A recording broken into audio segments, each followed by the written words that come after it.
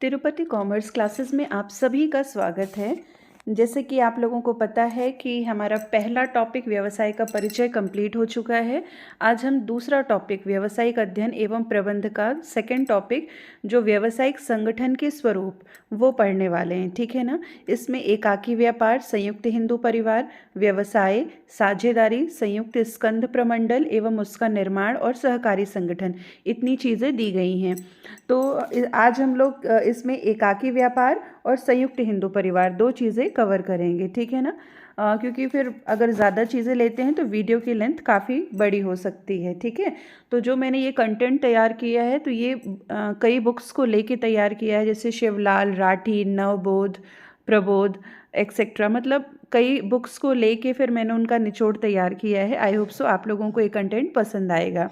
तब हम अपना वीडियो शुरू करते हैं। ओके, देखिए, व्यावसायिक संगठन के स्वरूप, फॉर्म्स ऑफ बिजनेस ऑर्गेनाइजेशन। व्यावसायिक संगठन के स्वरूप व्यावसायिक क्रियाओं के संचालन हेतु प्रत्येक व्यावसायिक इकाई को व्यवसाय संगठन के किसी न किसी रूप में अपनाना होता है। देखिए, अगर आपको कोई व्यवसाय करना है तो व्यावसायिक क्रियाओं को अगर करना है तो हमें संगठन का, जो आपके ये व्यावसायिक क्रियाओं के संचालन करने के लिए कोई ना कोई एक स्वरूप लेना होता है। या तो आपको एकाकी, देखिए अब इनके क्या स्वरूप लिखे हुए हैं, या तो आपको एकाकी स्वामित्व, मतलब अगर अकेले कार्य करना है तो उसके लिए एकाकी स्वामित्व बेस्ट है। अगर आपका फैमिली बिजनेस है जिसे कहते हैं, उसे संयुक्त हिंदू परिवार व्यवसाय बोलते हैं। इसके बाद अगर मान के चलिए आप अकेले काम नहीं कर सकते हैं तो हम एक, दो या दो से अधिक लोगों के साथ मिलकर कोई काम करना चाहते हैं तो उसके लिए साझेदारी व्यापार है। फिर अगर हम चाहते हैं कि नहीं, हम समाज सेवा जैसा कोई चीज़ करें, संगठन जैसा बना लें, तो उसके लिए सहकारी समितियां हैं।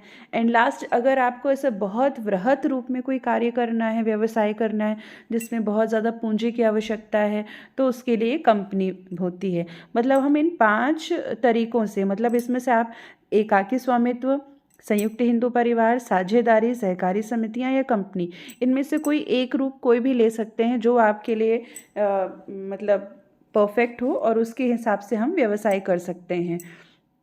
तो आई होप सो आपको इतना समझ में आ गया होगा कि अगर आपको व्यवसाय करना है तो व्यावसायिक संगठन को हमने कितने भागों में बांटा है, 5 भागों में बांटा है। ये क्वेश्चन भी एक बन सकता है कि व्यावसायिक संगठन के स्वरूपों को हमने कितने भागों में बांटा है, ठीक है। तो ये 5 भागों में इसको डिवाइड किया गया है। अब इसको हम आगे देखते हैं। तो देखिए, सबसे पहले ये मैं आपको दिखा देती हूँ कि व्यावसायिक संगठन का प्रारूप किस तरह का होता है, ठीक है ना।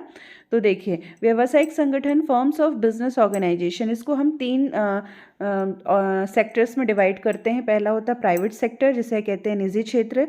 दूसरा सार्वजनिक क्षेत्र, जिसे कहते हैं पब्लिक सेक्टर। और तीसरा होता है मिश्रित क्षेत्र, ज्वाइंट सेक्टर, मतलब इसमें पब्लिक और प्राइवेट दोनों सेक्टर मिक्स होकर कार्य करते हैं, ठीक है। तो अगर हम निजी क्षेत्र की बात करते हैं तो निजी क्षेत्र में आपके देखिए क्या क्या चीज़ें आ जाएंगी। निजी क्षेत्र में हमारा आ जाता है एकल स्वामित्व, संयुक्त हिंदू परिवार, साझेदारी, ठीक है, और आपका संयुक्त साहस, ये जॉइंट वेंचर, ये सारी चीज़ें हमारी आ जाती हैं। और अगर हम चाहते हैं कि नहीं, हमको सार्वजनिक क्षेत्र में जाना है, सार्वजनिक क्षेत्र में पब्लिक सेक्टर में क्या होता है, ये आप लोगों ने पढ़ा हुआ होगा कई जगह।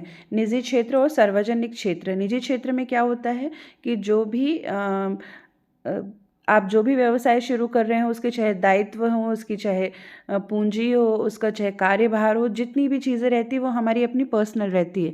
उसमें गवर्नमेंट का कोई रूल्स रेगुलेशंस आपको इफ़ेक्ट नहीं करें। रूल्स करते हैं इफ़ेक्ट, लेकिन गवर्नमेंट आपको कहीं से उसमें सपोर्ट नहीं करती। और जो पब्लिक सेक्टर रहता है ये एक तरह से गवर्नमेंट की तरफ से संचालित होते हैं। और मिश्रित क्षेत्र जो होते हैं ये दोनों मिक्स होकर कार्य करते हैं। आगे हम लोग इसके बारे में बहुत डिटेल में पढ़ने वाले हैं, ठीक है। तो फिर इसमें अब हम आते हैं सार्वजनिक क्षेत्र में। तो निगमित, इनकॉर्पोरेटेड, गैर निगमित, नॉन इनकॉर्पोरेटेड, संयुक्त पूंजी कंपनियां, जॉइंट स्टॉक कंपनीज, ठीक है ना, और कोऑपरेटिव इंटरप्राइजेस, डिपार्टमेंटल, ये सारी चीज़ें आ जाएंगी। और मिश्रित क्षेत्र अगर हम देखें तो निगमित, वैधानिक, सार्वजनिक और सहकारी कंपनियां, ये सारी चीज़ें आती हैं। तो आज जो हम पढ़ने वाले हैं वो क्या पढ़ने वाले हैं, एकल स्वामित्व और संयुक्त हिंदू परिवार, ये दो चीज़ें आज हम पढ़ेंगे, ठीक है ना। क्या क्या चीज़ें पढ़ेंगे, एकल स्वामित्व और संयुक्त हिंदू परिवार, ठीक। अब हम आ जाते हैं अपने टॉपिक पे कि एकल स्वामित्व किसे कहते हैं। तो ये देखिए, एकल स्वामित्व, इसे हम और क्या बोलते हैं, एकाकी व्यापार बोलते हैं। इंग्लिश में सोल प्रोप्राइटरशिप या सोल ट्रेडशिप भी बोलते हैं, ठीक है ना। एकल, देखिए इसके नाम से पता चल रहा है, एकल मीन्स एक व्यक्ति। एकल स्वामित्व व्यवसाय संगठन का सबसे प्राचीनतम और सर्वाधिक प्रचलित स्वरूप है। पहला क्वेश्चन हमारा यहीं से देखिए बन गया कि एकल स्वामित्व संगठन, अगर क्वेश्चन पूछता है कि व्यावसायिक संगठन का ऐसा कौन सा स्वरूप है जो सबसे अधिक प्राचीन है, और आपके पास 4 ऑब्जेक्टिव दे दिया, साझेदारी, एकाकी व्यापार, कंपनी, सहकारी समितियां, तो हमें पता होना चाहिए कि उसका आंसर क्या आएगा, एकल स्वामित्व आएगा, ठीक है। फिर नेक्स्ट है इसे एकाकी व्यापार, और देखिए इसको हम किन किन नामों से जानते हैं, एकाकी व्यापार, एकल व्यापारी, व्यक्तिगत उद्यमी आदि। मतलब हम किसको कितनी, एक तो एकल स्वामित्व, एकाकी व्यापार, ये 2 चीज़ें हो गई, और व्यक्तिगत उद्यमी। उद्यमी क्या, किसको कहते हैं, जो व्यवसाय करते हैं, जो कुछ नया काम शुरू करना चाहते हैं, उनको उद्यमी के नाम से भी बोला जाता है, ठीक है।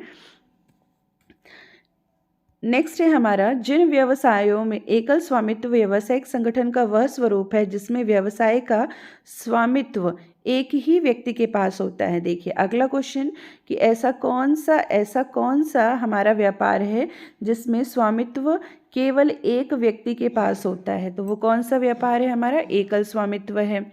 जिन व्यवसायों में व्यक्तिगत सेवाओं की आवश्यकता होती है उनमें एकल स्वामित्व अधिकांश देखने को मिलता है। मतलब जिसमें हमको पर्सनली किसी को अपनी सेवाएं देनी होती हैं, जैसे ब्यूटी पार्लर हो गया, लघु खुदरा दुकानें, परचून की दुकानें, बेकरी, ड्राई क्लीनर। मतलब देखिए आपने जो अपने आसपास कई चीज़ें देखी होंगी, जैसे किराने की शॉप है जो हमारी रोज़मर्रा की ज़रूरतों को पूरा करता है, ठीक है ना। तो ये लगभग सब क्या रहती हैं, जो व्यक्तिगत सेवाएं देते हैं वो एकल स्वामित्व या एकाकी व्यापारी ही कहलाते हैं। अब इसकी हम परिभाषा में आ जाते हैं, ठीक है, कि इसकी परिभाषा क्या है। एकल स्वामित्व व्यावसायिक संगठन का वह स्वरूप है जिसकी स्थापना वित्त व्यवस्था, प्रबंध एक निजी उद्यमी पूर्ण स्वतंत्रता के साथ करता है। देखिए इसकी स्थापना, वित्त की व्यवस्था और प्रबंधन, ये 3 चीज़ें एक उद्यमी पूर्ण स्वतंत्रता के साथ अकेले करता है। यह व्यक्ति सभी जोखिमों को वहन करता है और संपूर्ण लाभों को प्राप्त करता है। अगर उसे हानि होती है तो यही व्यक्ति उसके लिए उत्तरदायी होता है। देखिए इसमें से अगर हम देखें ना तो हमको एकल स्वामित्व की पूरी विशेषताएं भी पता चलती हैं कि पहली इसकी स्थापना, इसकी वित्त की व्यवस्था, इसका प्रबंधन, ये सब किसके हाथ में होता है, निजी उद्यमी, जिसे हम क्या कहते हैं, एकाकी व्यापारी, और वो पूर्ण स्वतंत्रता के साथ कार्य करता है, ठीक है। जितना भी जोखिम होता है व्यापार का वो कौन वहन करता है, केवल एकल व्यापारी। संपूर्ण लाभ कौन प्राप्त करता है, एकल व्यापारी। अगर कोई हानि होती है तो वो भी कौन वहन करता है, केवल एकल व्यापारी वहन करता है, ठीक है ना। आगे देखते हैं, ये एकाकी व्यापार की विशेषताएं, ठीक है ना। एकाकी व्यापार की विशेषता सबसे पहली क्या है कि इसका प्रारंभ तथा अंत करना सरल होता है। एकाकी व्यापार में क्या होता है, अगर कोई आप बिजनेस स्टार्ट करना चाहते हैं ना तो आपको किसी की परमिशन की ज़रूरत नहीं होती। आपका जब मन करे, आपके पास जितनी पूंजी है, जितनी सुविधाएं हैं, उसको लेके आप किस चीज़ का व्यवसाय करना चाहते हैं, कोई भी आपको नहीं रोकेगा। आप अपना व्यवसाय का प्रारंभ आराम से कर सकते हैं। इसमें बहुत ज़्यादा लीगल फॉर्मेलिटीज़ कुछ भी नहीं रहती हैं, कोई अधिनियम नहीं लगता है। जैसे साझेदारी में क्या, साझेदारी अधिनियम 1932 है, कंपनी में कंपनी अधिनियम 1956, और इस समय 2013 चल रहा है, ठीक है ना। तो हर जगह कोई ना कोई अधिनियम है। लेकिन एकाकी व्यापार एक ऐसा है कि जो अकेले, उसमें किसी भी चीज़ की कोई लीगल फॉर्मेलिटी नहीं है। तो आप अपना बिजनेस कभी भी स्टार्ट कर सकते हैं, और जब भी आपको ऐसा लगता है कि नहीं मुझे इसमें प्रॉफिट नहीं हो रहा है, या कोई ऐसी परिस्थितियां बन गई कि जो व्यापारी था वो उसका देहांत हो जाता है, या वो कहीं और जाना चाहता है, या अपने बिजनेस को वाइंड अप करना चाहता है, तो वो बहुत आसानी से उसको बंद कर सकता है, ठीक है। इसमें बहुत ज़्यादा कोई दिक्कतें नहीं आती हैं। तो इसका प्रारंभ और अंत दोनों ही बहुत सरल तरीके से होता है। सेकेंड है ये, अभी जब हम लोगों ने शुरू किया था तभी हमने देखा था कि एकाकी व्यापार सबसे प्राचीनतम और सरलतम प्रारूप है, ठीक है ना। बहुत सारे लोग कहते हैं कि रोम, मिस्र में यहाँ पे सबसे पहले एकाकी व्यापार की शुरुआत हुई थी। लेकिन जो पुरातत्व के अवशेष मिलते हैं उनके हिसाब से भारत में भी बहुत प्राचीन समय से एकाकी व्यापार चल रहा है।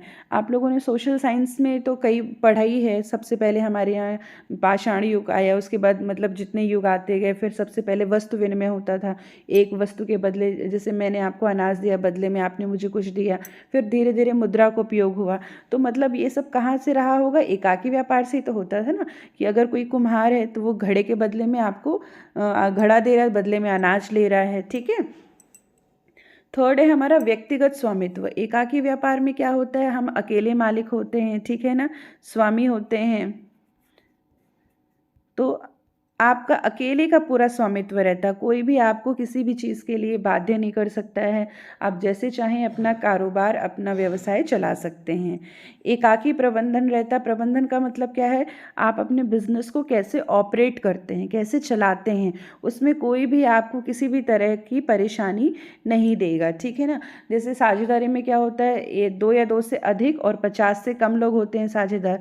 तो अब एक बात बताइए, अगर 4 साझेदार भी हुए ना, अगर कोई उनको कोई भी चीज़ पर निर्णय लेना है तो हर किसी का अपना मत होगा, हर कोई अपनी राय देगा। लेकिन एकाकी व्यापार में क्या होता है कि कोई भी आपको कुछ भी करने के लिए बाध्य नहीं करेगा। आपको जैसे चाहिए आप अपना बिजनेस ऑपरेट कर सकते हैं। ठीक है। नेक्स्ट है हमारा पूंजी पर एकाधिपत्य। पूंजी का मतलब होता है जो हमारी कैपिटल है। देखिए हर बिजनेस में जैसे कंपनी है, कंपनी में बोला जाता है कि कंपनी और अंशधारी ये दोनों पृथक चीज़ें हैं। ठीक है ना। साझेदार और साझेदारी अलग है। लेकिन एकाकी व्यापार में एकाकी व्यापारी और उसका व्यापार दोनों एक ही हैं। ठीक है। तो व्यापार के साथ कुछ भी होता है, अगर उसकी पूंजी बढ़ेगी तो भी व्यापारी की रहेगी, घटेगी तो भी व्यापारी की रहेगी। मतलब उसकी पूंजी पे पूरा एक छत्र राज्य, एकाधिपत्य किसका होता है? पूरा एकाकी व्यापारी का होता है। ठीक है। इसके बाद देखिए, हम आपको इतनी फैसिलिटी अगर दे रहे हैं एकाकी व्यापारी को, तो उसको कुछ दिक्कतें भी होंगी, है ना। तो वो क्या दिक्कत होगी कि इसका दायित्व असीमित होता है। असीमित का मतलब देखिए, जब वो अकेला व्यापारी है, अकेला ही कार्य कर रहा है, तो उसके साथ जितने भी व्यापार से संबंधित कार्य हैं, सुबह से लेकर रात तक, मतलब पूरे महीने के 30 दिन, साल के 12 महीने उसको ही पूरा कार्य करना है।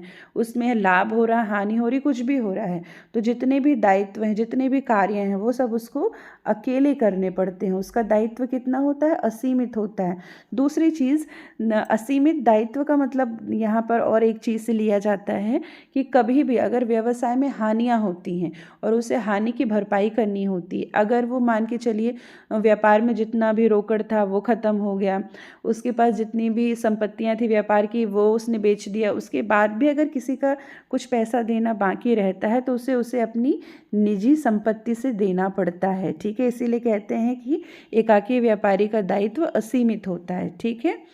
इसके बाद है सीमित कार्य क्षेत्र। सीमित कार्य क्षेत्र का मतलब क्या होता है कि जो उसकी कार्य करने की दशा है, जो कार्य करने का क्षेत्र है, वो सीमित होता है। सीमित इन द सेंस केवल वो अपने दुकान तक ही सीमित रहता है। देखिए अगर उस नेक्स्ट है आपका फिर वैधानिक औपचारिकताओं से मुक्ति। मैंने स्टार्टिंग में ही आपको बताया था कि एकाकी व्यापार शुरू करने के लिए हमें किसी भी तरह की वैधानिक औपचारिकता नहीं करनी पड़ती, क्योंकि इसमें ना ही आपको किसी तरह का लाइसेंस लेने की ज़रूरत है, ना ही कोई भी कानूनी प्रक्रिया अपनाने की ज़रूरत है। तो इसमें इन सारी औपचारिकताओं से आप मुक्त रहते हैं। अगला है व्यवसाय तथा व्यवसायी में अंतर। ठीक है ना। तो देखिए हर जगह व्यवसाय और व्यवसायी में अंतर होता है, लेकिन एकाकी व्यापार एक अकेला है जहां उसका व्यवसाय और व्यवसाय इन दोनों में अंतर नहीं किया जाता, दोनों को एक ही माना जाता है। ठीक है। और आखिरी है व्यवसाय के चयन की स्वतंत्रता। आप किस चीज़ का व्यवसाय करना चाहते हो इसके लिए आप पूर्ण रूप से स्वतंत्र होते हैं। आपको कोई भी इसमें दिक्कत नहीं होती। आप कपड़े का व्यवसाय करना चाहते हो, दवाई का करना चाहते हो, आप किताबों का करना चाहते हो, आप उसके लिए पूर्ण रूपेण स्वतंत्र हैं। ठीक है। फिर ये तो हो गई हमारी क्या सारी एकाकी व्यापार की विशेषताएं। प्रारंभ और अंत करना सरल, प्राचीनतम और सरलतम रूप है, व्यक्तिगत स्वामित्व, एकाकी प्रबंध, पूंजी पर एकाधिपत्य, असीमित दायित्व, सीमित कार्यक्षेत्र, वैधानिक औपचारिकताओं से मुक्ति, व्यवसाय तथा व्यवसायी में अंतर नहीं, व्यवसाय के चयन की स्वतंत्रता। देखिए ये सब आपको ध्यान रखना पड़ेगा क्योंकि क्वेश्चंस इन्हीं में से आपके निकलते हैं। ठीक है ना। अगला है फिर एकाकी व्यापार के लाभ या महत्व या गुण। आप अगर एकाकी व्यापारी हैं या एकाकी व्यापार करना चाहते हो तो इससे आपको क्या लाभ होगा, ठीक है ना। ये सारी चीज़ें हम इसमें देखने वाले हैं। ओके, तो पहला है प्रारंभ एवं समापन सुविधाजनक। हम अभी समझ चुके हैं कि एकाकी व्यापार शुरू करना और उसको समाप्त करना काफ़ी आसान है। सेकंड, कार्य में लगन। कार्य में लगन का मतलब होता है कि अगर आप मन लगाकर कार्य करेंगे, क्योंकि व्यापार तो आप ही का है ना, सारा दायित्व उसका है। अगर व्यापार में बहुत लाभ होता है तो वो भी पूरा आपका, हानि होगी तो वो भी पूरी आपकी। फिर व्यवसाय के चयन में स्वतंत्रता रहती है, आपको कोई किसी भी तरह बाध्य नहीं कर सकता कि नहीं आपको इसी चीज़ का व्यवसाय करना है। गोपनीयता, देखिए चूंकि आप एकाकी व्यापारी हैं, आप अपने जो खाते कहीं ना कहीं तो आप कुछ ना कुछ लिखेंगे कि आपको कितनी आमदनी हुई, कितना खर्च हुआ, आपको किसे लेना है किसे देना है। तो कुछ हर व्यवसाय की अपनी कुछ गोपनीय बातें होती हैं। आपके वेंडर्स कौन है, आप सामान कहाँ से लेके आ रहे हो, आप कितने में अपना सामान सेल कर रहे हो, आपको कितना प्रॉफिट हो रहा है, ठीक है। तो देखिए आप जितना चाहें उतनी चीज़ें लोगों को बताएं और जो नहीं चाहते वो नहीं बताएं। ये इसमें आपको पूर्ण रूपेण आप अपनी हर बात को, हर खाते को गोपनीय रख सकते हैं, ठीक। फिर शीघ्र निर्णय। शीघ्र निर्णय का मतलब क्या होता है, हर व्यवसाय में रोजमर्रा कुछ ना कुछ ऐसे निर्णय होते हैं जो हमें तुरंत लेने होते हैं। जैसे आपको अगर कहीं से सामान मंगवाना है तो आपको तुरंत निर्णय लेना कि भाई हम किस वेंडर को देखें, ठीक है, किसके रेट ज़्यादा अच्छे हैं, कहाँ से हमको ज़्यादा प्रॉफिट होगा, हमें किसे सामान बेचना है किसे नहीं बेचना। अगर आपको दुकान में कोई रिनोवेशन करवाना है, अपने बिजनेस के लिए फर्नीचर लेना है, तो आप तुरंत निर्णय ले सकते हैं। इसके लिए आपको किसी से पूछने की ज़रूरत नहीं है। लेकिन जो देखिए साझेदारी है उसमें 2 से अधिक लोग होते हैं तो आपस में उनको विचार विमर्श करना पड़ेगा। सहकारी समितियों में भी विचार विमर्श करना पड़ता है, कंपनी में तो करना ही पड़ता है, उसमें तो बहुत सारे लोग रहते हैं। हिंदू परिवार है, देखिए उसमें भी संयुक्त हिंदू परिवार में क्या होता है कि भले करता जो रहता है घर का मुखिया, लेकिन वो और लोगों से भी उसको देख पूछना तो पड़ता ही है। सबसे अच्छा क्या है, जो हमारा एकाकी व्यापारी है ना, उसको किसी से कुछ भी पूछने की आवश्यकता नहीं होती है, वो अपने निर्णय तुरंत लेता है, ठीक है। फिर व्यक्तिगत संपर्क, चूंकि एकाकी व्यापारी खुद अपनी, अगर वो उसने दुकान खोली है या कोई भी व्यवसाय किया है तो स्वयं बैठता है। तो जो भी व्यक्ति उससे कोई भी चीज़ सामान क्रय विक्रय जो करेगा तो फेस टू फेस ही करेगा, तो वो हर व्यक्ति से व्यक्तिगत रूप से संपर्क में रहता है, ठीक। फिर अगला है मितव्ययिता। मितव्ययिता का मतलब क्या होता है, बचाना। किसी भी चीज़ को देखिए, जैसे खर्च जब आप करते हैं तो सोच समझ के खर्च करना कि भाई कहाँ पे हम पैसे बचा सकते हैं, ये यहाँ पे खर्च करना आवश्यक है भी या नहीं है। जब आप अकेले व्यापारी रहोगे, सारे निर्णय की शक्ति आपके पास है, हर चीज़, तो आप ये देख सुन परख के देखते हो कि भाई हाँ मैं यहाँ पर पैसे को बचा सकता हूँ। अगला है फिर आपका सतर्कता। जो एकाकी व्यापारी है, चूँकि वो अकेले कार्य करता है, देखिए गुण और यहाँ पे अगर हैं तो ये भी है कि सतर्क उसको रहना चाहिए हमेशा, कोई भी, क्योंकि वो अकेले व्यापार में बैठता है तो कोई उसको मतलब बुद्धू ना बनाए, कोई उसका गलत फ़ायदा ना उठाए, इसके लिए उसको हर तरह से सतर्क होना चाहिए। फिर व्यापार का विकेंद्रीकरण भी हो सकता है।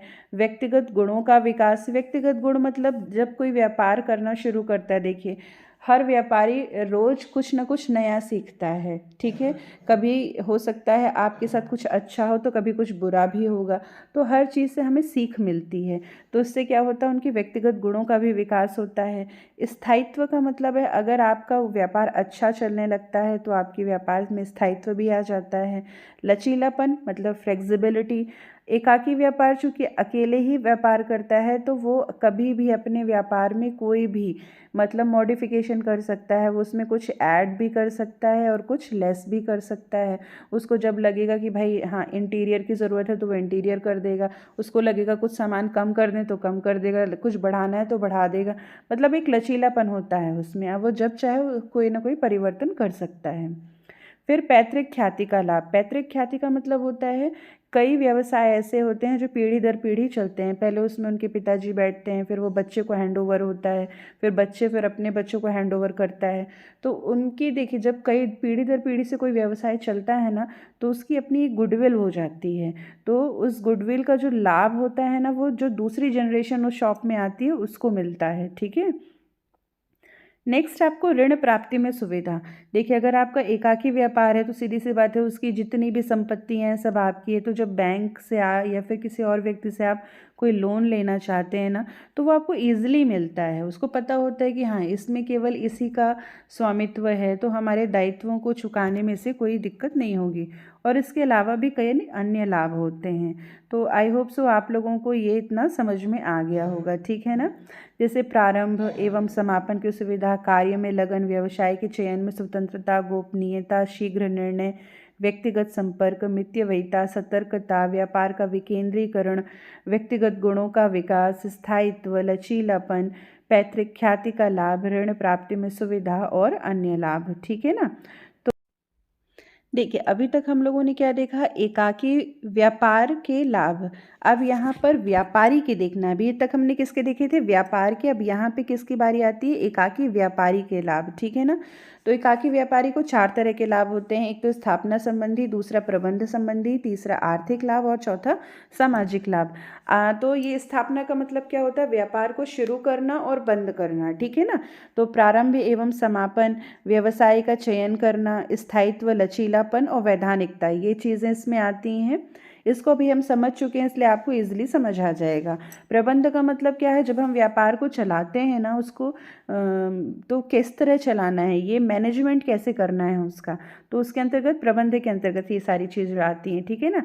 कार्य में लगन, गोपनीयता, शीघ्र निर्णय, व्यक्तिगत संपर्क, सतर्कता, ठीक है। आर्थिक लाभ क्या होता है, अल्प पूंजी और ऋण प्राप्ति में सुविधा। जो एकाकी व्यापारी होता है ना, वो थोड़ी सी पूंजी में भी अपना व्यापार शुरू कर सकता है और उसको बहुत आसानी से ऋण भी प्राप्त हो जाते हैं। फिर सामाजिक लाभ में हमारा व्यापार का विकेंद्रीकरण और उचित मूल्य, लघु एवं कुटीर। मतलब जो एकाकी व्यापार है ना, वो अपने समाज को ऐसी चीज़ें प्रदान करना चाहता है जो उचित मूल्य पर हों, जिसके रेट सही हों, ठीक है ना। और लघु और कुटीर, जो छोटे उद्योग धंधे होते हैं ना, वो भी इसी श्रेणी में आते हैं। इसके बाद बारी आती है एकाकी व्यापार के वैधानिक प्रतिबंध की। अभी आपको लग रहा होगा, मैंने बात किया था कि इसमें तो किसी भी तरह का कोई वैधानिक प्रतिबंध होता नहीं है, ये लेकिन वो प्रतिबंध किस चीज़ के लिए नहीं होता है, हमको किसी भी तरह का अपना व्यवसाय शुरू करने के लिए लाइसेंस वगैरह की आवश्यकता नहीं होती है। इसकी कोई धाराएं नहीं है, कोई कानून नहीं है, लेकिन कुछ औपचारिकता तो हैं। देख लेते हैं वो क्या है। एकाकी व्यापार को प्रारंभ करने में उन सभी औपचारिकताओं को पूर्ण करने की आवश्यकता नहीं होती है जो एक कंपनी और एक साझेदार के लिए होती है। देखिए क्यों होती है, क्योंकि साझेदार, अगर आपको साझेदारी शुरू करनी है ना, तो साझेदारी अधिनियम 1932 लागू होता है, और अगर कंपनी स्टार्ट करनी है तो कंपनी अधिनियम 2013 लागू होगा, ठीक है ना। लेकिन एकाकी व्यापार में ऐसी किसी भी कानून की आवश्यकता नहीं होती है, ठीक है। बिना किसी औपचारिकता के या वैधानिक कार्यवाही के एकाकी व्यापार को प्रारंभ किया जा सकता है। एकाकी व्यापार को प्रारंभ करने के लिए स्थानीय संस्था, जैसे नगर पालिका हो गई, राज्य के कानून, वाणिज्य, कर, उत्पादन, ये सारी अनुमति या नियमों का पालन करना पड़ता है। देखिए ये तो आप हर किसी को पालन करना ही पड़ेगा, ठीक है। इसके बाद देखिए, इसका जो अगर एकाकी व्यापार के लिए वैधानिक कार्यवाही क्या हो सकती है, पहले तो आपको किन बातों का ध्यान रखना है। तो फर्स्ट है हमारा संविदा करने की क्षमता। संविदा का मतलब क्या होता है, अगर आप किसी से कोई भी व्यापार कर रहे हैं तो वो व्यक्ति क्या होना चाहिए, वयस्क होना चाहिए, 18 साल से अधिक आयु का, उसकी मानसिक स्थिति अच्छी होनी चाहिए, मतलब वो स्वस्थ मस्तिष्क का हो, जो न्यायालय से दिवालिया घोषित ना किया गया हो, और जो कानून द्वारा संविदा करने की क्षमता रखता हो। तो संविदा का मतलब, अगर आप किसी के साथ कोई कॉन्ट्रैक्ट करना चाहते हो, देखिए अगर आप एकाकी व्यापारी भी हैं तो आप किसी न किसी व्यक्ति से तो सामान लेके आएंगे दूसरे को सामान बेचने के लिए, ठीक है ना। तो आप प्रोडक्टर तो हो नहीं कि आप उत्पादन कार्य कर रहे हैं, आप बना बनाया सामान लेके आ रहे हैं और वो किसी न किसी को आप सप्लाई कर रहे हो, ग्राहक को अपने दे रहे हो, तो आप कहीं ना कहीं से तो किसी न किसी के साथ तो कोई ना कोई कॉन्ट्रैक्ट करोगे ही, तो वो संविदा करने की क्षमता कहलाती है। तो हम किसको बोलते हैं कि कौन सा व्यक्ति संविदा कर सकता है, पहला जो वयस्क हो, जिसकी मानसिक स्थिति अच्छी हो, जो दिवालिया घोषित ना हो, और जो कानून के द्वारा संविदा करने की क्षमता रखता हो, ठीक है ना। तो ये क्या कहलाएंगे, हमें संविदा करने की क्षमता। दूसरा वैध व्यापार। एकल व्यापारी केवल वही व्यापार कर सकता है जो कानूनन वैध हो, ठीक है ना।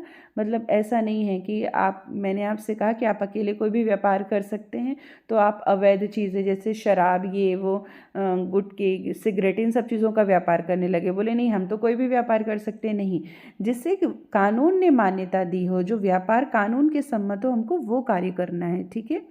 फिर थर्ड है लाइसेंस लेना। कुछ देखिए, अब यहाँ पर हम लोग क्या बोल रहे हैं कि हमको किसी कानून के अधिनियम की आवश्यकता नहीं है, लेकिन कुछ लाइसेंस तो हमें लेने पड़ते हैं। जैसे कि ये हो गया खान पान व्यवसाय के लिए खाद्य विभाग से लाइसेंस लेना, विक्रय कर नंबर लेना, नाप तौल विभाग से नियमों का पालन करना, गुमास्ता कानून का पालन करना। ये सारी चीज़ें नगर निगम या किसी भी जिस भी राज्य में आप कार्य कर रहे हैं वहाँ की कुछ कानून व्यवस्था होती है, उनके अधीन आती हैं चीज़ें, ठीक है। फिर फोर्थ है असीमित दायित्व। एकाकी व्यापार व्यापार का सर्वे सर्वा होता है, मतलब वही व्यापार का एक तरह से कहना चाहिए, जितने भी दायित्व हैं सब उसी को देखने होते हैं, उनका दायित्व असीमित होता है, ठीक है। अगर उसको बहुत प्रॉफिट हुआ वो भी उसी का, और जितना भी लॉस हुआ वो भी उसी का, ठीक है। तो अगर मान के चलिए अगर उसको किसी भी वजह से दायित्वों का भुगतान करना पड़ा, है ना, तो भुगतान अगर वो नहीं कर पा रहा है तो उसकी निजी संपत्तियों से भी दायित्वों का भुगतान किया जाएगा, ठीक। अगला है करों का भुगतान। कोई भी व्यक्ति अगर वो एकाकी व्यापारी है तो उसके उस राज्य के स्थानीय या राज्य सरकार के नियमानुसार आबकारी कर, वृत्ति कर, व्यवसाय कर, वाणिज्य कर, आय कर, उत्पादन कर, अन्य करों का भुगतान करना पड़ता है। इसके लिए आजकल आप लोगों ने देखा होगा कि जो जीएसटी वगैरह नए कानून आए हैं कि इतने सारे करों को ना करके कुछ उन्होंने मिक्स करके इकट्ठे कर दिया है, ठीक है ना। फिर अगला है दिवालिया कानून का पालन। एकाकी व्यापार भी दिवालिया कानून से नहीं बच सकता है। अगर उसके दायित्व अधिक हो जाते हैं तो उसकी निजी संपत्ति से उसको वसूल किया जाएगा, ठीक है। तो ये तो हो गए हमारे क्या कि एक एकाकी व्यापारी जो रहता है उस पर क्या वैधानिक प्रतिबंध हैं, ठीक है। अगला है हमारा एकल स्वामित्व के दोष या हानियाँ। अब देखिए जहाँ पे लाभ मिल रहा है वहाँ पे तो दोष और हानि भी होती है। वो क्या है? पहला तो असीमित दायित्व।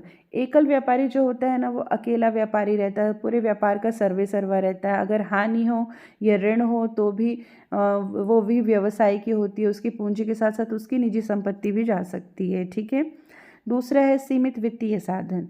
एकाकी व्यापारी के अकेले ही कार्य करता है, इसलिए एक व्यक्ति की पूंजी सीमित मात्रा में होती है, ठीक है।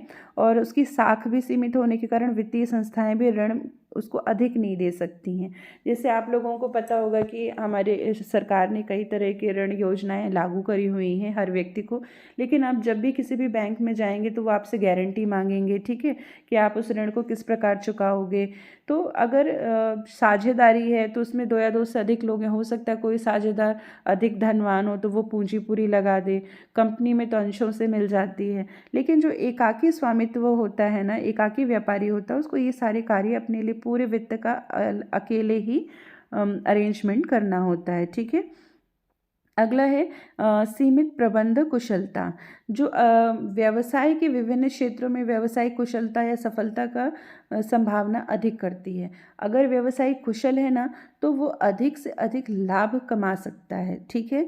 लेकिन क्या ज़रूरी नहीं है कि जो व्यक्ति कार्य या व्यवसाय चला रहा है वो बहुत अधिक कुशल है या नहीं है, ठीक है। फोर्थ है निरंतरता की कमी। एकल स्वामित्व व्यवसाय एक व्यक्ति पर निर्भर होता है, तो मान लो अगर उस व्यक्ति की मृत्यु हो जाती है, वो पागल या दिवालिया हो जाता है, तो वो व्यवसाय फिर क्या होता है, बंद हो जाता है, ठीक है ना। और ये ज़रूरी नहीं कि वो निरंतर चलता रहेगा, क्योंकि वो चलाएगा कौन, ठीक है। फिर उतावले निर्णय। कई बार क्या होता है, कुछ लोग होते हैं ना जो बहुत ज़्यादा उतावले होते हैं कि उन्होंने कि भाई जैसे कि उनके सामने कोई समस्या आती है वो फट से उस निर्णय को देना चाहते हैं, लेकिन कई बार शीघ्रता की वजह से हमको हानि भी हो जाती है, ठीक है। फिर अनुपस्थिति में हानि। अब मान के चलिए कोई एकाकी व्यापारी है, वो किसी दिन स्वयं, उसको तो स्वयं ही आना पड़ता है अपने व्यवसाय के लिए, ठीक है, क्योंकि वही एक अकेला व्यक्ति है, कभी बीमार हो गया है, उसको किसी शादी फंक्शन में जाना है या कुछ कहीं पे भी जाना है, तो अगर वो नहीं आता तो उस दिन वो उसका क्या व्यवसाय क्या हो जाएगा, उस दिन बंद रहता है, ठीक है ना।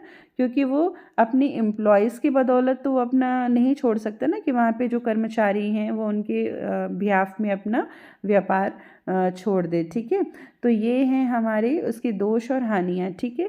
अगला है क्या, विशिष्टीकरण के लाभ न मिलना, कमज़ोर सौदा शक्ति।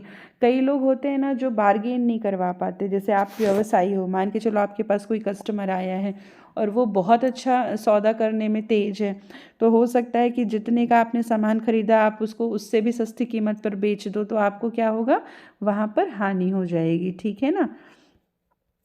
फिर सीमित ख्याति रहती है। सीमित ख्याति का मतलब क्या होता है, अगर आप अकेले व्यापारी हो, नया नया व्यापार शुरू कर रहे हो, तो सीधी सी बात है आपकी जो गुडविल होती है वो इतना जल्दी तो बनती नहीं है। जितना ज़्यादा, जितने लंबे समय तक जब कोई व्यापार चलता है तभी उसकी गुडविल बनती है, ठीक है।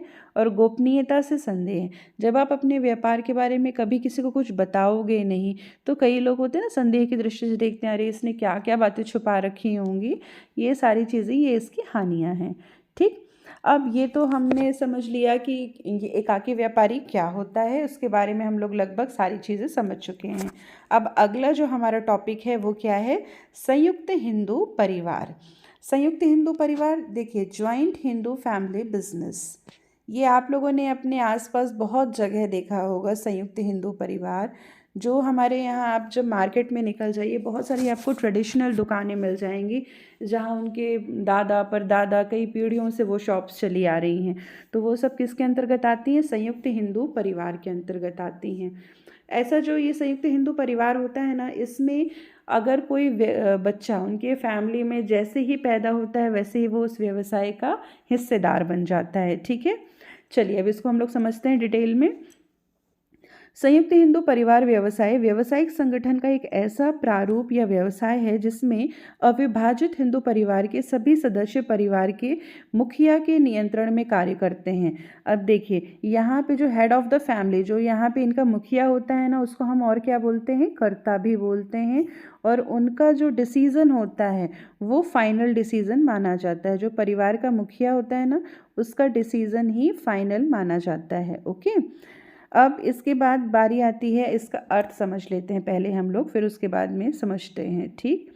भारत में व्यावसायिक संगठन का पृथक व्यावसायिक स्वरूप संयुक्त हिंदू परिवार व्यवसाय अत्यधिक प्राचीन संगठन है। इसमें एक हिंदू परिवार के समस्त सदस्य उस परिवार के नियंत्रण में रहकर व्यवसाय करते हैं। जब एक संयुक्त हिंदू परिवार के सभी सदस्य मिलकर परिवार के मुखिया को, और हम क्या बोलते हैं, कर्ता बोलते हैं, के नियंत्रण में कोई व्यवसाय या कारोबार चलाते हैं, तो उसे हम संयुक्त हिंदू परिवार या जॉइंट हिंदू फैमिली बिजनेस कहते हैं, ठीक है ना। ये बहुत कुछ साझेदारी व्यवसाय से मिलता जुलता है, या एकाकी व्यवसाय या व साझेदारी व्यवसाय के मध्य की स्थिति को प्रकट करता है। इसमें मतलब देखिए कुछ विशेषताएं साझेदारी व्यवसाय की हैं और कुछ एकाकी की हैं, लगभग मिलता जुलता है नहीं वैसा, ठीक है। फिर इसे ना तो हम एकाकी व्यापार कहेंगे ना ही साझेदारी कहेंगे, इसको हम क्या कहते हैं, अविभाजित हिंदू परिवार कहते हैं, ठीक है ना। फिर अविभाजित हिंदू परिवार संयुक्त हिंदू परिवार व्यवसाय हिंदू विधान के द्वारा शासित होता है तथा आयकर अधिनियम 1961 इस व्यवसाय को अलग से मान्यता देता है। कौन देता है, आयकर अधिनियम 1961 इसको अलग से मान्यता देता है, ठीक है। फिर अब आगे चलते हैं कि संयुक्त हिंदू परिवार, अभी तक इतना तो आपने समझ लिया होगा कि जो संयुक्त हिंदू परिवार होता है एक तरह से एक फैमिली बिजनेस होता है। इसमें जो घर का मुखिया होता है, सबसे बड़ा कर्ता जिसे हम कहते हैं, सभी लोग उसी की बात सुनते हैं, वो डिसीजन मेकर होता है। और जैसे ही इस परिवार में किसी बच्चे का जन्म हुआ, वो ऑटोमेटिक उस व्यवसाय से जुड़ जाता है, ठीक है ना। फिर संयुक्त हिंदू परिवार के जो व्यवसाय के भाग हैं, ये 2 पार्ट्स हैं। इसमें कैसे 2 पार्ट्स हैं, इसमें 2 प्रणालियां कार्य करती हैं, 2 भाग, एक तो दया भाग बोलते हैं, दूसरा बोलते हैं मिताक्षरा, ठीक है ना। हमारे भारत देश के कुछ हिस्सों में दया भाग प्रणाली आती है, कुछ हिस्सों में मिताक्षरा आती है। तो अब देख लेते हैं। तो सबसे पहले देखते हैं दया भाग। यह व्यवस्था पश्चिम बंगाल, असम का कुछ भाग और उड़ीसा में प्रचलित है। मतलब जो दया भाग प्रणाली है ना, वो केवल हमारे 3 स्टेट में है, पश्चिम बंगाल, असम का कुछ हिस्सा, पूरे में नहीं, और उड़ीसा में प्रचलित है।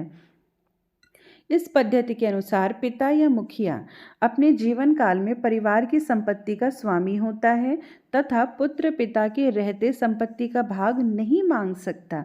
पिता की मृत्यु के पश्चात ही उसके पुत्रों में संपत्ति का बंटवारा होता है। ठीक है ना। तो ये हमारी क्या है, दया भाग प्रणाली है, दया भाग पद्धति है, एक तरह से हम कह सकते हैं। ठीक है ना। तो कुल मिला के आप लोगों ने समझा कि जो दया भाग प्रणाली है हमारी, इसमें जो बच्चा रहता है, देखिए इसमें एक चीज़ और मैं आपको बता दूं कि जो संयुक्त हिंदू परिवार होते हैं ना, हमारे संयुक्त हिंदू परिवार में दो चीज़ें और भी होनी चाहिए। एक तो सहभागिता, ठीक है, सहभागिता, और दूसरा है सामान्य संपत्ति। ठीक है। ये दो चीज़ें भी मैटर करती हैं साथ में। सहभागिता का मतलब होता है कि परिवार की पैतृक संपत्ति में सामूहिक स्वामित्व से होता है। मतलब सहभागिता कानून से उत्पन्न होती है, ना कि अनुबंध से। इसके अंतर्गत एक व्यक्ति को परिवार में जन्म लेते ही उसकी परिवार की संपत्ति में अधिकार मिल जाता है। इसको हम क्या कहते हैं, सहभागिता। जैसे ही कोई व्यक्ति किसी परिवार में जन्म ले रहा है, वैसे ही वो उस परिवार में जितनी भी संपत्तियों है उसमें वो भी एक हिस्सेदार हो जाता है। ठीक है ना। फिर दूसरा है हमारा जो सामान्य संपत्ति। तो जब परिवार के पास ऐसी संपत्ति हो जिसका प्रयोग परिवार के सभी सदस्यों के कल्याण के लिए होता है, तो यहाँ पर और सामान्य संपत्ति में हम क्या क्या लेंगे, पैतृक संपत्ति। पैतृक संपत्ति की सहायता से जो निर्मित संपत्तियाँ रहती हैं, और व्यक्तिगत संपत्ति जिसे परिवार की संपत्ति माना गया हो, ये तीन चीज़ें इसमें आती हैं। किस में आती हैं, सामान्य संपत्ति में आती हैं। तो संयुक्त हिंदू परिवार में दो चीज़ें और क्या मैटर करती हैं, सहभागिता और सामान्य संपत्तियाँ। ठीक है ना। अब इसके बाद हम लोग वापस आते हैं अपनी जगह जहाँ पे पढ़ रहे थे कि संयुक्त हिंदू परिवार को दो भागों में बांटा है, एक तो दया भाग और मिताक्षरा। दया भाग कहाँ पे है, पश्चिम बंगाल, असम, उड़ीसा। इसमें क्या कहते हैं कि जो संपत्ति का हिस्सा होता है, तो जो पिता होता है मुखिया, जब तक वो जीवित है, ठीक है ना, जब तक वो जीवित है पूरी संपत्ति पिता के पास रहेगी। ठीक। और जब पिता की मृत्यु हो जाती है उसके बाद ही पुत्रों में संपत्ति का बंटवारा होता है। ये क्या कहती है, हमारी दया भाग प्रणाली कहती है। ठीक है। अगर मान के चलो किसी घर में किसी व्यक्ति के 4 पुत्र हैं और उस व्यक्ति की उम्र 60 या 65 साल है, लेकिन फिर भी जब तक वो जीवित रहेगा पूरे घर की प्रॉपर्टी उसी के नाम रहेगी।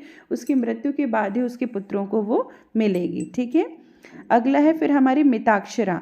मिताक्षरा क्या कहती है, पश्चिम बंगाल, उड़ीसा और असम को छोड़कर पूरे भारत में क्या लागू होती है, हमारी मिताक्षरा की ये प्रणाली लागू होती है। हिंदू परिवार में यही प्रणाली मिताक्षरा ही लोकप्रिय है। पिता के जीवित रहते उस संपत्ति पर आगे की 3 पीढ़ी, पुत्र, पौत्र और पौत्रौत, इनका अधिकार हो जाता है। मतलब दादा की संपत्ति पे उसके बच्चे का तो होगा, बच्चे के बच्चे का, और उसके भी बच्चे का अधिकार होता है। ऐसी संपत्ति को दादे लाई संपत्तियां भी कहते हैं।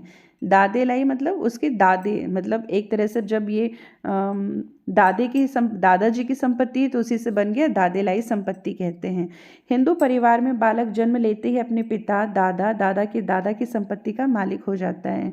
परिवार का मुखिया इस संपत्ति को पूर्ण नियंत्रण व प्रबंध करता है, किंतु अपने प्रयास से अर्जित की गई संपत्ति वो अपने सारे बच्चों में बराबर बांटता है। इसको हम क्या कहते हैं, मिताक्षरा की प्रणाली। और यही मिताक्षरा हमारे पूरे भारत में लगभग चल रही है, पश्चिम बंगाल, उड़ीसा और असम को छोड़कर। ठीक है ना।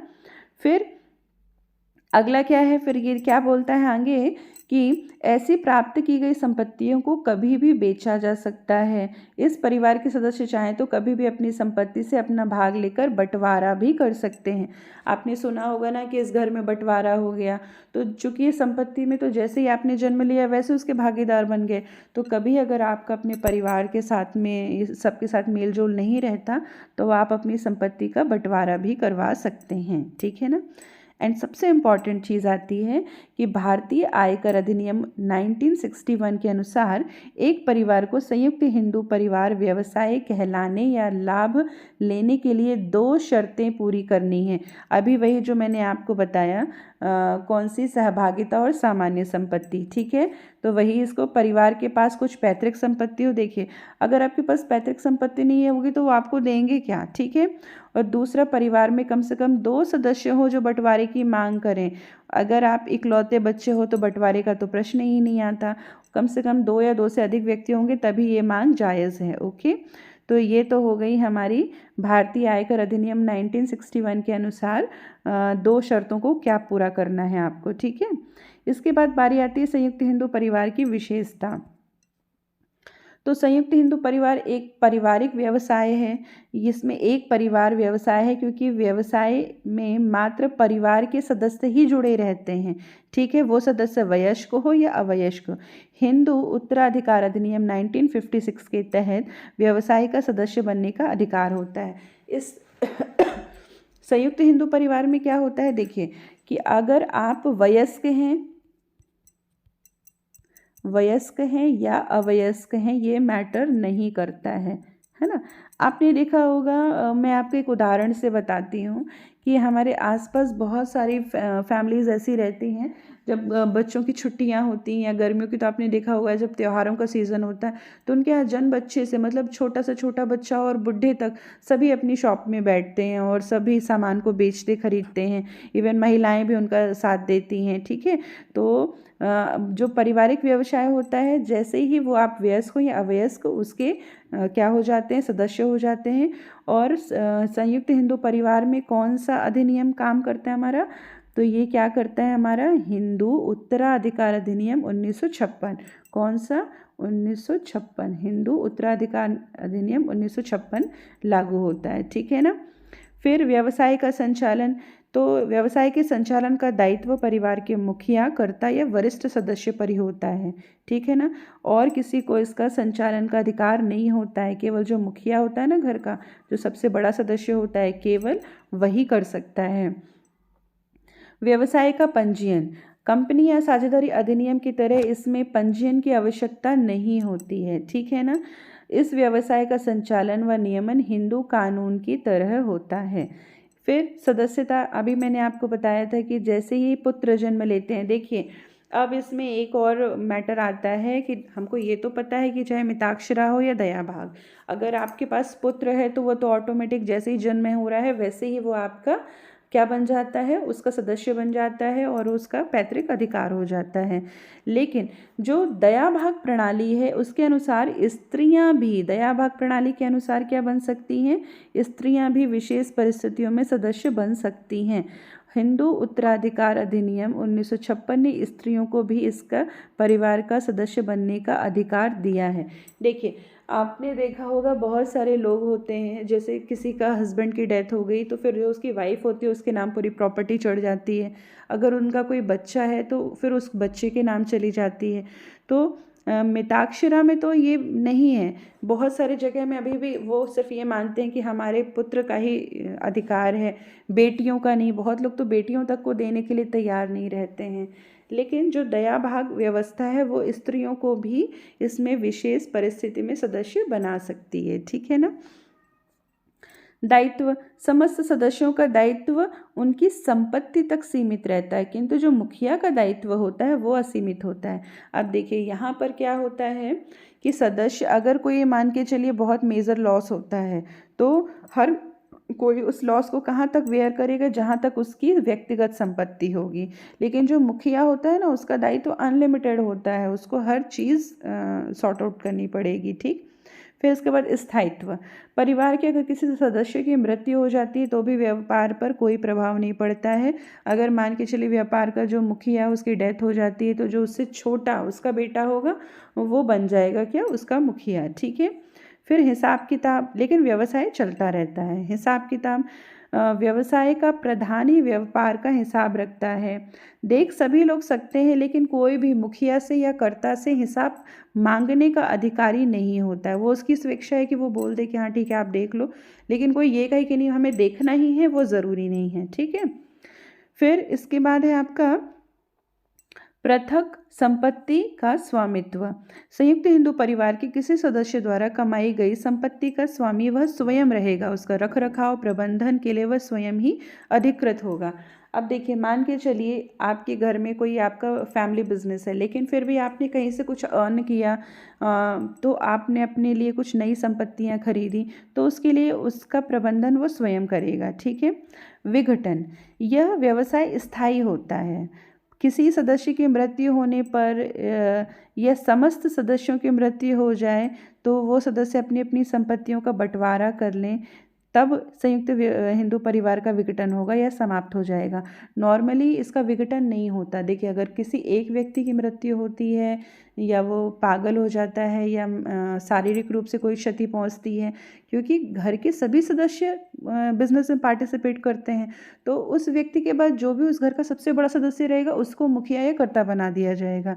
लेकिन अगर सभी सदस्यों की मृत्यु हो जाती है या सभी में आपस में कोई दिक्कत होती है या उनमें कोई व्यवसाय चलाने में आपस में उनमें मतभेद होते हैं, तो वो सब फिर व्यवसाय का विघटन कर सकते हैं, जिसे कहते हैं ना बंटवारा कर लेते हैं लोग, ठीक है, तब विघटन हो सकता है।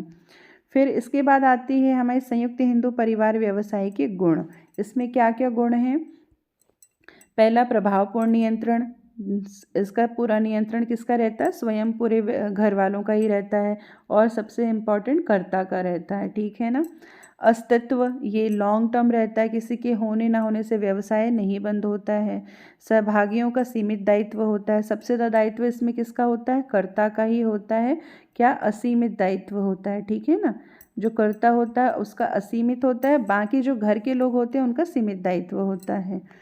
फिर समर्पण एवं सहयोग, पूरा चूँकि आपका जब घर का बिजनेस है तो सभी लोग पूरा दिल लगा के उसमें काम करते हैं, पूरा समर्पण की भावना से करते हैं, ठीक है। ये वैधानिक औपचारिकताओं से मुक्त होता है, इसके लिए आपको कोई विशेष लाइसेंस की ज़रूरत नहीं होती है। गोपनीयता, गोपनीयता इसमें भी रहती है। रीज़न, घर का फैमिली बिजनेस है और जो घर का कर्ता है या मुखिया है वही पूरी क्या चीज़ें करता है, चीज़ें हैंडल करता है।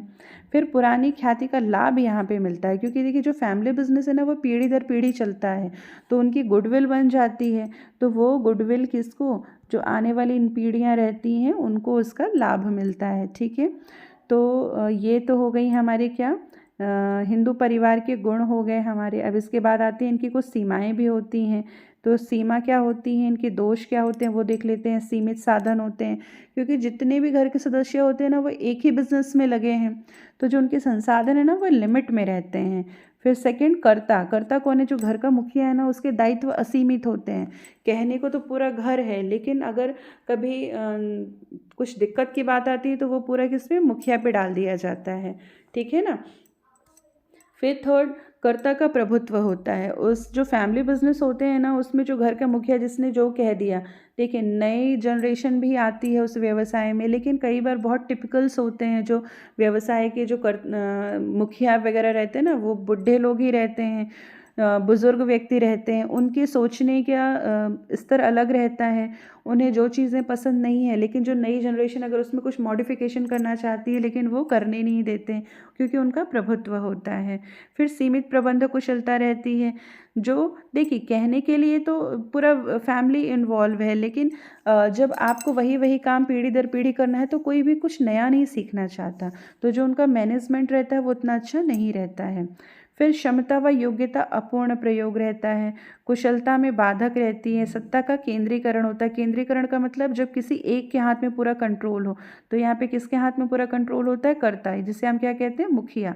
तो वो पूरा एक व्यक्ति के हाथ में होता है, ठीक है। तो आई होप सो आपको ये पूरा टॉपिक अच्छे से समझ में आ गया है। अब हम लोग इससे रिलेट करते हुए, वीडियो थोड़ा लंबा ज़रूर बन रहा है, लेकिन आज इन दोनों से जो रिलेटेड क्या है, वस्तुनिष्ठ हैं, वो भी हम एमसीक्यूज़ भी देख लेते हैं, ठीक है ना। तो फटाफट कर लेते हैं। सही विकल्प चुनकर लिखना है। एकाकी व्यापार की सबसे बड़ी कठिनाई है, इसको ध्यान से पढ़िए और मुझे बताइए। एकाकी व्यापार की सबसे बड़ी कठिनाई क्या है? छोटा आकार नहीं, सीमित पूंजी नहीं, असीमित दायित्व या इनमें से कोई नहीं। तो सबसे बड़ी कठिनाई क्या होती है? सीमित पूंजी होती है, ठीक है ना। उसके पास पूंजी लिमिट में रहती है, अगर वो कुछ अच्छा बड़ा भी करना चाहे तो नहीं कर पाता है। नेक्स्ट है हमारा, एकाकी व्यापारी का दायित्व सीमित होता है। क्या होता है, सीमित होता है। उसके द्वारा लगाई गई पूंजी की सीमा तक, व्यवसाय में संपत्तियों के मूल्य की सीमा तक, व्यवसाय के साथ साथ उसकी निजी संपत्तियों के भी मूल्य की सीमा तक। हमने अभी पढ़ा है कि अगर व्यवसाय का जो दायित्व रहते हैं तो अगर वो पूरे ख़त्म मतलब दायित्व पूर्ण रूप से नहीं जाते हैं व्यवसाय की संपत्तियों से, तो फिर उसकी निजी संपत्तियों को भी लिया जाता है, ठीक है ना।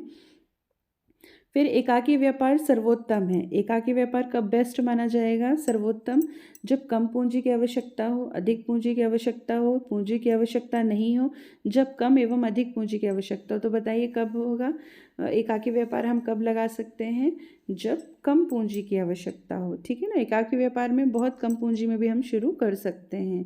अगला है एकाकी व्यापार का कार्यक्षेत्र।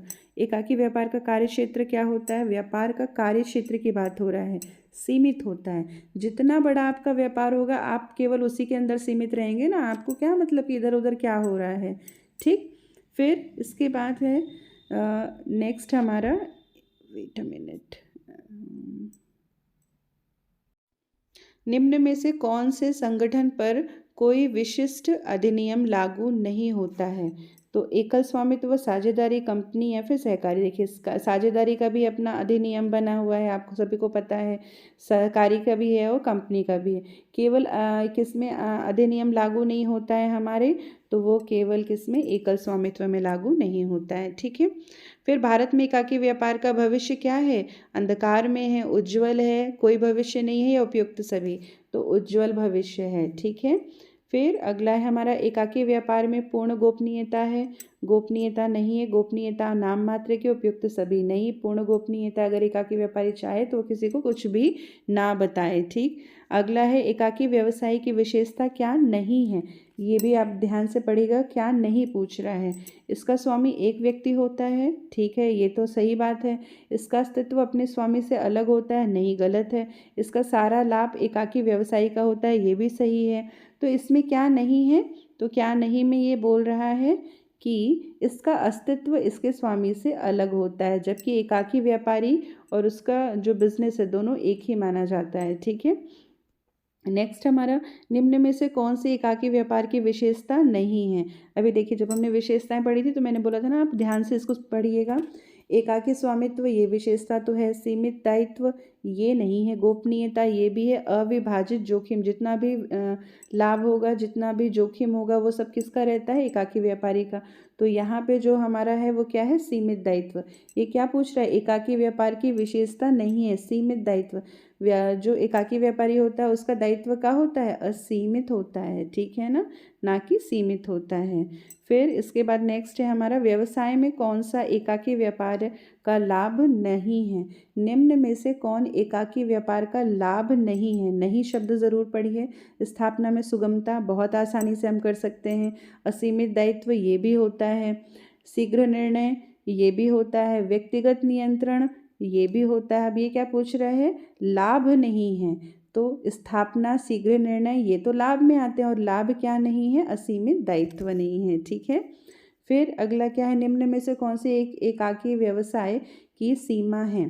तो कौन सी एकाकी व्यवसाय की सीमा है, ये सीमा पूछ रहा है। असीमित दायित्व, पूंजी के सीमित साधन, असंतुलित प्रबंधन, उपयुक्त सभी। तो देखिए यहाँ पे सीमा की बात चल रही है, और हानियाँ जब हमने पढ़ा था तो असीमित दायित्व, पूंजी के सीमित साधन, असंतुलित प्रबंध, ये सभी। तो इसका आंसर क्या होगा, उपरोक्त सभी आएगा, ठीक है। लाभ का बंटवारा नहीं किया जाता, यह कथन बताता है, ये क्या बोल रहा है, लाभ का बंटवारा। ऐसा कौन सा व्यवसाय है जहाँ पे हम लाभ का बंटवारा नहीं करते हैं। साझेदारी में तो होता है, संयुक्त हिंदू परिवार में भी होता है क्योंकि सारे घर के लोग रहते हैं, कंपनी में भी होता है। एकाकी स्वामित्व, एकाकी स्वामित्व एक ऐसा है जिसमें सारा का सारा लाभ केवल उसी का होता है, ठीक है, यहाँ पे कोई बंटवारा नहीं होता है। तो आई होप सो ये वीडियो आपको काफ़ी हेल्पफुल होगा, काफ़ी पसंद भी आया होगा। इससे आपके सारी जितनी भी एकाकी व्यापारी और संयुक्त हिंदू परिवार को लेके डाउट्स होंगे वो सारे क्लियर हो जाएंगे। मैंने काफ़ी डिटेल में आपको बता दिया है। अच्छा, डिटेल में समझने में एक फ़ायदा ये होता है कि जब आप MCQs लगाएंगे और उससे रिलेटेड कुछ भी पूछता है तो आप उस कहीं से भी कोई भी क्वेश्चन का आंसर निकाल सकते हैं, ठीक है। तो अगर आपको ये सारा मैटर बहुत पसंद आया है तो आप चैनल को लाइक करिए, सब्सक्राइब करिए, शेयर करिए। Thank you for watching.